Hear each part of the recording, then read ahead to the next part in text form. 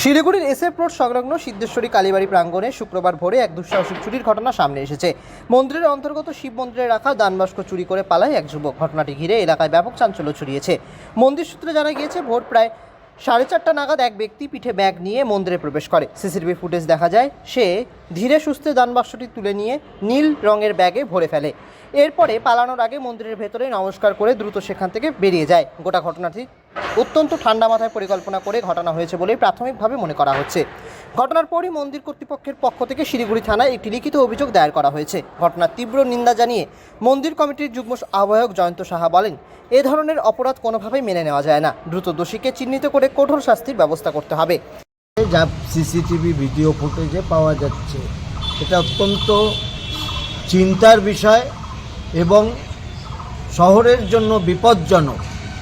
এই সকল ছেলেদের যে চলাফেরা আনাগোনা তা সাধারণ মানুষ কিন্তু বুঝে উঠতে পারবে না এবং এটা নিয়ে ভাববার সময় এসেছে যে মন্দির এবং মন্দিরের ভক্তদের দেওয়া দান বাস্কতে যদি এদের নজর পড়ে, তাহলে সাধারণ মানুষের বাড়িঘর কিভাবে নিরাপদে থাকবে।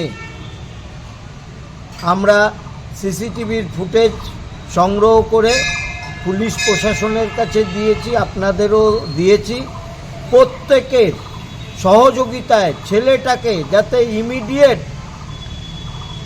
রেস্কিউ করা হয় এবং আইনের মাধ্যমে যা যা ব্যবস্থা নেওয়ার প্রয়োজন সেই ব্যবস্থা নিয়ে এদের আইনের ঘেরাবন্দিতে রাখা প্রয়োজন।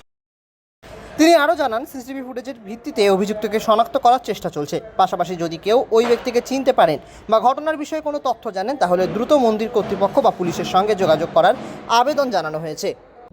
শিলিগুড়ি থেকে ঋত্বিক ভট্টাচার্যের রিপোর্ট, লোকাল 18 বাংলা।